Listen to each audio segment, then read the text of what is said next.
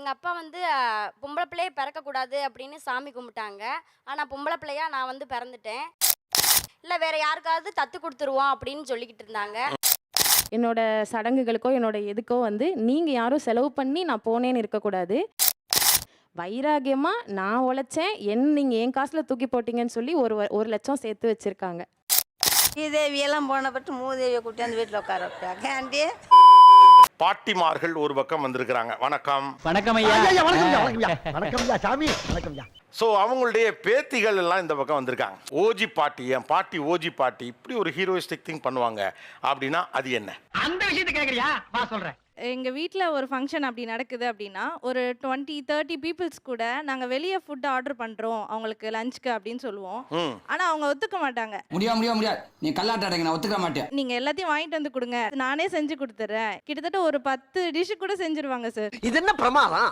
இது விட பெசலைட் ஒண்ணு இருக்கு. ஸோ அது வந்து இன்ஸ்பைரிங்காக இருக்கும். எப்படி இவ்வளோ பேருக்கு ஒரு ஆளாக செய்கிறாங்க, 30 பேருக்கு ஒத்தாளான்னு சமைச்சு செய்வாங்க சார். அப்படிங்களா? ரொம்ப சந்தோஷம். எங்க ஆயா வந்து ஒரு வாட்டி அவங்களுக்கும் அவங்க பையனுக்கும் ஏதோ சண்டை.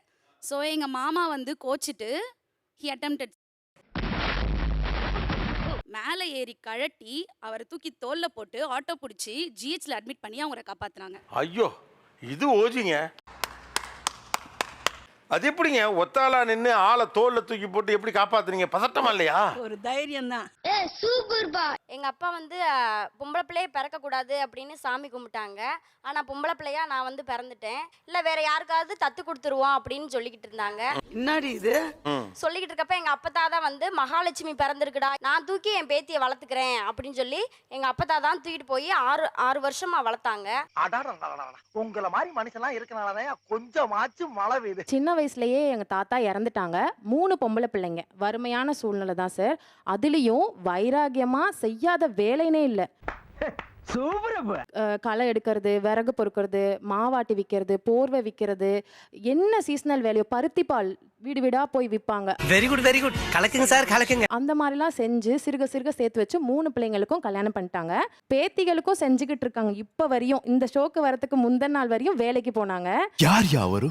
எனக்கே அவரை பார்க்கணும் போல இருக்கு. போஸ்ட் ஆஃபீஸ்ல 1,00,000 போட்டு வச்சிருக்காங்க. எதுக்குன்னு கேட்டா என்னோட சடங்குகளுக்கோ என்னோட எதுக்கோ வந்து நீங்க யாரும் செலவு பண்ணி நான் போனேன்னு இருக்கக்கூடாது. வைராகியமா நான் உழைச்சேன். நீங்க என் காசுல தூக்கி போட்டீங்கன்னு சொல்லி ஒரு 1,00,000 சேர்த்து வச்சிருக்காங்க. இவங்க நாளைக்கு நீ செஞ்சு நான் செஞ்சு 3 பிள்ளைகளுக்குள்ள வாதாட்டம் வருங்கல்ல சார். அட போட்டி போட்டு செஞ்சுட்டு போட்டு சந்தோஷமா? அதெல்லாம் வேணாம். நமக்கு நம்ம காசு தான் நம்ம மேல விழுங்கணும். உழைச்சவங்க வீட்டுல இருக்க மாட்டாங்கங்கிறது உண்மைதான். ஆனா நம்ம ஒரு வார்த்தை சொல்லி இருங்கன்னு சொல்ல வேண்டியதுதானே? இது ஒரு நல்ல கேள்வி சார். அப்படிதான் சார் இழுத்து பிடிச்சி உட்கார வைப்பேன். 10 நாளைக்கு அப்புறம் மைண்ட் என்ன நினைக்கும் தெரியாது. ஒரு போன் வச்சிருக்காங்க, அந்த கீபேட் போன். அதுல ஒருத்தவங்க நம்பர் சேவ் பண்ணி வச்சிருக்காங்க. என்னவா இருக்கும்? நாகம்மான்னு ஒருத்தவங்க போன் பண்ணுவாங்க சார். அந்த போன் வந்தா போதும் சிட்டா பறந்துருவாங்க. கேட்டா இருக்கிற வரைக்கும் உழைச்சிட்டு போறேன். அவங்க சுறுசுறுப்பா இருந்தாங்கன்றதுக்காக நாங்களும் அப்படி இருக்கணும்னு நினைக்கிறது தப்பு இல்லையா சார்? அவங்க காலத்துல டிஜிட்டல்லாம் இல்ல சார். நாங்க இப்ப டிஜிட்டல்லாம் யூஸ் பண்றோம். அதுலயே டயர்ட் ஆயிருது. இதெல்லாம் ஒரு பெருமையா? நீங்க இருந்த சுறுசுறுப்புக்கு நான் ஏன் இருக்கணும்னு கேக்குறாங்க. 8 மணி வரைக்கும் தூங்கணும்னு நினைச்சா எப்படி ஆகுறது? அவங்க 4 மணிக்கு எந்திரிச்சு செய்யற வேலையை நான் 8 மணிக்கு எந்திரிச்சு 12 மணிக்குள்ள முடிக்க தான் போறேன். அதுக்கு ஏன் அந்த ஒரு பரபரப்பு இருந்துகிட்டே இருக்கு? விடியால எந்திரிச்சு பொம்பளை எந்திரிச்சு என்ன செய்யணும்? வாச தொளிச்சு வாச கூட்டி கோலம் போட்டு தான் வீட்டில் வந்து உழ வச்சு சோறாக்கணும். கோலம் போடலன்னு வச்சுக்கோங்களேன், நீ எல்லாம் பிள்ளையா பொம்பளை பிள்ளையா அதுவா இதுவான்னு கேட்டு ஒரு வரையறைய அடுக்கிடுறாங்க. என்ன கொடுமை சரவணன். நம்ம சொல்றதுக்கு தானே சார் இருக்கான். நான் சொல்றதெல்லாம் நீ செய்யல. அவங்க என்ன சொல்ல வராங்க? நாம நல்லது கெட்டது சொல்லத்தானே நான் இருக்கேன், அப்ப சொல்லத்தானே செய்வேன் அப்படிங்கிறாங்க. சபாஷ், சரியான போட்டு. லேட்டா போட 9 மணிக்கு போட்டா 9 மணிக்கு கோலம் போறதுல என்ன இருக்குமா? ஸ்ரீதேவியெல்லாம் போன பட்டு மூதேவியை கூட்டியாந்து வீட்டில் உட்கார வைப்பாங்க. ஆண்டி சார் எனக்கு 2 பிள்ளைங்க இல்லை சார். நைட்டு 11 o'clock தான் அவங்க வருவாங்க. ஷிஃப்ட் முடிச்சுட்டு 11 or 12 தான் வருவாங்க. வரி தனி வீடுங்கிறனால ஆப்வியஸ்லி நம்ம வெயிட் பண்ண வேண்டிய சூழ்நிலை தான். ஓ அப்படியா விஷயம்? 12 o'clock வந்ததுக்கப்புறம் மார்னிங் நான் அகெயின் வந்து 6:30 ஸ்கூல் இருந்தால் 6:30க்கு எந்திரிப்பேன். ஸ்கூல் இல்லைன்னா 8 o'clock தான் எந்திரிப்பேன். ஆனால் அதுவும் அவங்களுக்கு வந்து பிளேமிங்காக தான் இருக்குது. ஐயோ மீண்டும் மீண்டுமா? போன இப்படி வச்சுக்கிட்டே உட்காந்துருந்தாக்க அதுக்கு வாட்டில் தூங்காமல் உட்காந்தே இருக்கு. 11 மணி வரைக்கும் தூங்காதுங்க. பேரை வர்றதுக்கே 11 மணி 12 மணி ஆயிடுது. அவரை பற்றி எந்த கவலையும் இல்லை. இந்த அம்மா வந்து அவருக்கு பணிவிடை செய்யாது. என்னடா இங்கே பாருங்க, அவரை தெய்வமாக நினைக்கிறது யாரு? நீங்கள் தான் நினைக்கணும். இல்லம்மா, இது அதுக்குன்னு இவ்வளோலாம் எதிர்பார்த்தீங்கன்னா இந்த பசங்க எல்லாம் பண்ண மாட்டாங்க. என்னதுங்க? வாய்ப்பில்லை ராஜா, வாய்ப்பில்லை. சார் இல்லம்மா, இதோட அவரேம்மா. காலைல எந்திரிச்சோடனே காலை தொட்டு கும்பிடு, காலை தொட்டு கும்பிடு. ஏன் காலை தொட்டு கும்பிடு வரா சார்? ஆஹா, அவர் கேளுங்க. அப்படி பாரு, சூப்பர் சீனரி. ஒன்னே கும்பிடணுமா? ஆணு பெண்ணு சரசமம் இல்லையா? அப்படி கிடையாது. என்ன சொன்னாரு கோபிநாத் சாரு? அவங்க அப்பா வேலை பாக்குறாங்கன்னு சொன்னா ஆமா பாக்கணும்னு சொன்னாங்க. அப்ப நான் காலில் விழுவணும்னா அவரு என் காலில் விழுவணும் தானே? இந்த பொண்ணு ரொம்ப தெளிவா இருக்கும் போல இருக்கே. புண்ணியத்துக்கு என் பேரும் என் காலில் விழுந்தா புண்ணியம் உனக்கு. என் காலில் விழ சொல்லி டபுள் புண்ணியம் நான் கிடைக்கும். அப்படியெல்லாம் விட மாட்டேன். என்ன சார் இது? நியாயமா சொல்லுங்க சார். வந்து இப்ப நான் என்ன உங்கள்கிட்ட சொல்றது? இப்போ வந்து அவங்க புருஷனை வந்து வாங்க என்னங்கன்னு கூப்பிட்டாங்க. இப்போ நாங்கள் கொஞ்சம் ஸ்டைலாக கூப்பிடுறோம். இதெல்லாம் ஒரு பெருமையா? அதாவது அவங்க மாதிரி நான் வந்து வாங்க போங்கன்னு கூப்பிட மாட்டேன். வாங்க என்னங்க அந்த மாதிரி கூப்பிடாம கொஞ்சம் பேர் சொல்லி கூட கூப்பிடுவோம். என்னடி இது? என் ஹஸ்பண்டுக்கே பிடிக்காது திடீர்னு என்னங்க அப்படி என்ன என்ன இப்படி கூப்பிடுறாங்க. யாரையும் கூப்பிட்ற மாதிரி இருக்குங்கிறாப்ல, என்னங்கன்னு கூப்பிட்டா. என்ன கொடுமை சரவணன். சார் ஒன்றும் இல்லைங்க சார், நான் தூங்கிட்டு இருப்பேன். வந்து எந்திரி சாமின்னு சொன்னால் எந்திரிக்கு போகிறோம். வந்து ஏதோ வானமே இடுஞ்சுழுந்த மாதிரி வந்து கத்துவாங்க. அப்படியா? அப்படித்தான். இப்போ கத்தி எழுப்புறாங்க. ஆரம்பத்தில் முதல்ல நீங்கள் தூங்கிட்டு இருந்தப்பெல்லாம் ஒரு காலத்தில் எழுப்பி பார்த்துருப்பாங்கல்ல, அப்போல்லாம் என்ன சொல்லி எழுப்புனாங்க? பிரவீனா எந்திரி சாமின்னு சொல்லுவாங்க. சொன்னாங்கல்ல. ரெண்டாவது வாட்டி செய்றீனா உனக்கு எவ்வளவு தைரியம்? சாமியை கூப்பிட்டாங்களா இல்லையா? கூப்பிட்டாங்க. அதுக்கு அடுத்த நாள் சரி எல்லா டைமும் கத்தி தான் அனுப்புவாங்க. நான் ஏதாவது ஆமாம்மா, சம்பவம் ஏன்னா நடந்துச்சுன்னா எந்திரி சாமின்னு சொன்னா எந்திரிக்கணுமா இல்லையா?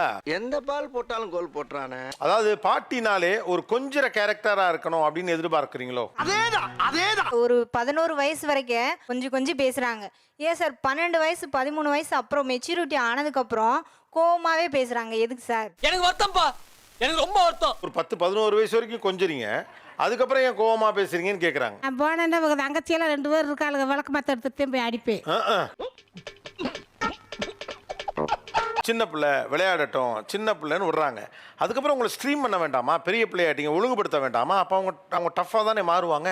அதானே உலக வழக்கம். அதை திட்டாம பொறுமையா எடுத்து சொல்லலாம். அப்படிலாம் சொல்ல முடியாது. யாருக்கெல்லாம் கல்யாணம் ஆயிடுச்சு, நீங்கள் வந்து கொஞ்சம் அப்படியே தடவி கொடுத்தே தான் வழி நடத்துறீங்களா? அவங்கள்ட்ட மை கொடுங்க. இல்ல சார், திட்டுறீங்களா? நானும் அதே 8 மணிக்கு ஆடிடுவேன். ஐயோ ஐயோ. எங்கே போனாலும் வந்து பஸ்ஸுக்கு வெயிட் பண்ணி போவாங்க. ட்ரெயின் இருக்கும், 10 ரூபா தான் டிக்கெட்டாக இருக்கும். ஆனால் அந்த ஃப்ரீ பஸ்க்காக வெயிட் பண்ணி தான் போவாங்க. அப்படி தான் நம்மளும் போகணும்னு நினைப்பாங்க. நான் ஜாதகம் பார்த்தேன், 5 வருஷம் தான் உயிரோட இருப்பேன், நான் சாவறதுக்குள்ள உன்னை கல்யாணம் பண்ணி பார்த்துறேன்னு சொன்னாங்க. நானும் கல்யாணம் பண்ணிட்டேன். என்னடி சொல்ற? சாவறதுக்குள்ள ஒரு பேரம் பேத்தி பெத்து கொடுத்துட்டீங்கன்னா நான் வளர்த்து விட்டு போயிடுவேன்னாங்க. நானும் பண்ணேன். நீ என்ன சொல்ற? சாவறதுக்குள்ள சும்மாவே இருக்க மாதிரி இருக்கு, ஒரு அரசாங்க வேலைக்கு போயிட்டீங்கன்னா பார்த்துட்டு கண்ணை மூடிடுவேன்னாங்க. இப்போ அதில் வந்து நின்றுட்டு இருக்கிறது ஏன்? ஜோசிகார் உண்மையாக சொன்னாரு என்ன? சிரிக்கையில தெரியுதா? எப்படி போனாலும் மடக்குறானுங்களே. அரசாங்க வேலை நீங்கள் ட்ரை பண்ணுறீங்களா இல்லையா? அது பண்ணலன்னு தான் இப்போ கோவம். நேற்று கூட கவர்மெண்ட் வேலைக்கு பண்ணல, படிக்கல. ஆனால் அவங்க சொல்கிற எதுவுமே மோசமானது இல்லைல்ல. உச்சாம்பாடுறா ஒரு புது பாயிண்ட். அந்த விஜி வந்திருக்குங்கிறாங்க. படித்து முடித்தவங்களுக்கெல்லாம் இந்த இது எழுதி கொடுத்தாக்கா பதிவு பண்ணாக்கா 4000 கொடுக்குறேன்றாங்க. ஓ, நீ அப்படி வரியா? பஸ்ஸில் வந்துட்டு இருக்கோம் சார், நைட்டு 1 மணிக்கு இந்த விஜி வந்தா எம்ப்ளாய்மெண்ட்டில் 4000 ரூபாய் தராங்களா அப்படின்னு கேட்குது. 2 மணிக்கு எனக்கு தூக்கமே போச்சு. கணக்குன்னு எதுவுமே செஞ்சுக்க மாட்டேங்கிறாங்க. ஒரு செருப்பு வாங்கணும்னா கூட ஒரு 100 தடவை யோசிக்கிறாங்க. அது ஏன்னு தெரியல. அதான் கடவுள். ஒரு ஆட்டோவில் 50 ரூபாய்க்கு கேட்குறோம், அவங்க 200 ரூபா சொன்னாங்கன்னா நீ 50 ரூபாய்க்கு வர மாட்டேங்கிறேன்னு நடந்து 3 கிலோமீட்டர் போகிறாங்க. ஒருத்தர் எவ்வளவு தியாகம் பண்ண வேண்டியது இருக்குல்ல. அதெல்லாம் பார்க்கும்போது ஏன் இன்னும் அவங்க இதுக்கே மாற்றிக்கல? 74 வயசுல எதுக்கு இவ்வளோ தூரம் நடக்கணும்? நான் இருக்கந்தட்டி உனக்கு செய்யணும்னு ஒரு அபிப்பிராயம். உங்களுக்கு இருக்க ஆசைகள்ல சின்ன சின்ன விஷயங்களை செஞ்சுக்கிட்டா என்ன? ஏன் அப்படி பேர் வாங்க பாக்குறீங்க? சொல்றேன், மக்களுக்காக சொல்றேன். நல்லா இருந்தோம்னா ஆடம்பரம் என்னைக்கு இருக்கக்கூடாது. ஒரே என்ன ஆடம்பரம்? அவசியத்துக்கு செருப்பு பொருள் என்ன ஆடம்பரம்? நமக்கு அந்த நாளையிலேருந்து நம்ம என்னோட என்ன தெரியுங்களா? கேப்ப கஞ்சி, சோளச்சோறு, நெல்லுச்சோறு 8 நாளைக்கு ஒரு கதை சோறாக்குவாங்க. பெருமை பேசக்கூடாது. உங்கள்கிட்ட கையில காசும் இருக்கு, ஆமாம், தேவையும் இருக்கு, செஞ்சுக்க வேண்டியதானே? ஏன் மனசு வர மாட்டேங்குது? ஏத்திருக்கையில் என்ன வாங்கி கொடுக்கட்டும் நம்ம விட்டுறோம். நல்லா இருப்படா போடா, உன்னெல்லாம் ஒன்றும் பண்ண முடியாது. இந்த காதல இப்படி போட்டுக்கணும். அடுத்து என்ன பண்ணணும்னு சொல்லுங்க.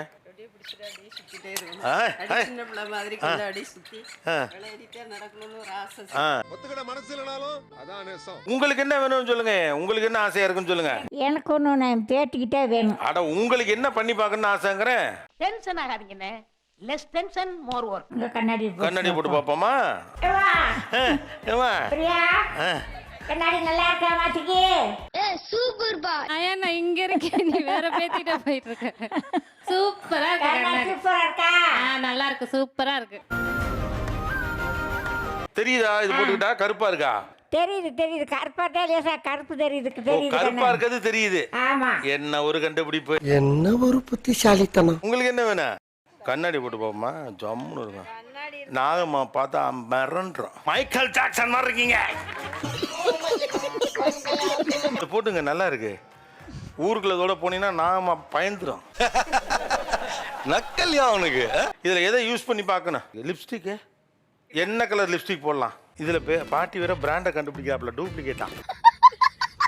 யார் உங்க ஃப்ரெண்டா? இவங்க உங்களுக்கே சின்னமாவா? இப்போ உங்களுக்கு என்ன பொறாமையா இருக்கா உங்களுக்கு லிப்ஸ்டிக் போடுறது? சரியான போட்டி. அப்படி போடு, சரோஜா தேவி மாதிரி இருக்க. என்னதுங்க? வாவ். ஓ, ஒரு லுக்கு ஒன்று விட்டாங்க தெரியுமா அப்படின்னு. அவளுக்கும் அச்சம் மடம் நானும் அப்புறம் என்ன பயிர்ப்பு இதெல்லாம் இருக்கத்தானே செய்யும். கண்ணாடியில் காட்டுங்க அதை. உங்கள் கல்யாணத்துக்கு இதெல்லாம் போட்டாங்களா? எங்க கல்யாணத்துக்கா? ஆ, சும்மா கண்டாயிச்செடியை கட்டி இந்த கொண்டையை போட்டு அதே எங்க கல்யாணம். இருக்கடம் தெரியாம இருண்டு போயிரும்டா. கல்யாணத்துக்கு அப்போ என்னதான் மேக்கப் போட்டாங்க? எந்த மேக்கப்பும் கிடையாது. உங்க வீட்டுக்காரர் நல்லா இருப்பாரா? சூப்பரா இருப்பாரு. சூப்பரா இருப்பாரு. கமலராசன் மாதிரி இருப்பாரு. கமலஹாசன் மாதிரி. அடேங்கப்பா. இந்த லிப்ஸ்டிக் இதெல்லாம் பார்த்து இப்போ ஒரு வேளை அவர் இருந்து பார்த்தா என்ன சொல்லுவாரு? 2 அடி தான் கொடுப்பாரு. சோலி முடிச்சு. உன் வயசுக்கு இந்த பந்தா பண்ணிருக்க. இதெல்லாம் இருந்திருந்தா நீங்களாம் எப்படி இருந்திருப்பீங்க? இன்னைக்கு என்ற பேத்திகள்லாம் எப்படி இருக்காங்க? அது மாதிரி ஏறிட முடியுமா? அதுதானே போடு. லிப்ஸ்டிக் போட்டோன்னே இவன் நமக்கு எங்க ஆயிட்டாப்ல.